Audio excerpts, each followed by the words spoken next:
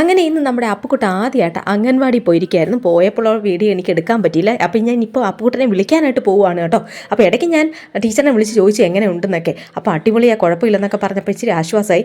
ഇനിയിപ്പോൾ നമുക്ക് വിളിക്കാനുള്ള സമയം നമുക്ക് ചെന്ന് നോക്കാം ഇന്നത്തെ ദിവസം എങ്ങനെ ഉണ്ടായിരുന്നു എന്ന്.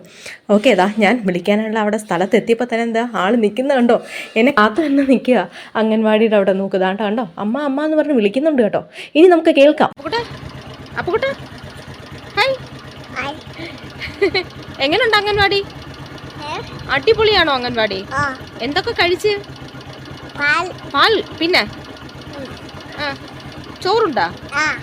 കൊള്ളായിരുന്നോ? അടിപൊളിയാണോ? ആഹാ, ടീച്ചർ കൊള്ളാമോ? ആന്റി കൊള്ളാമോ?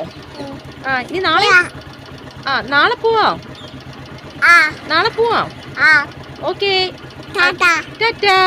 അംഗൻവാടി പോകുന്ന നമ്മുടെ കുഞ്ഞുങ്ങൾക്ക് ഒരു കുപ്പി വെള്ളം പോലും കൊണ്ടു ചെല്ലണ്ട. അതാണ് സർക്കാരിന്റെ ഉത്തരവ്. കുഞ്ഞുങ്ങളെ അങ്ങ് വിട്ടാൽ മതി. അവരവരുടെ പ്രായക്കാരോടൊപ്പം അവരുടെ ലോകത്ത് അവർ ഹാപ്പി. അപ്പോൾ അപ്പു ഹാപ്പി, ഞാനും ഹാപ്പി.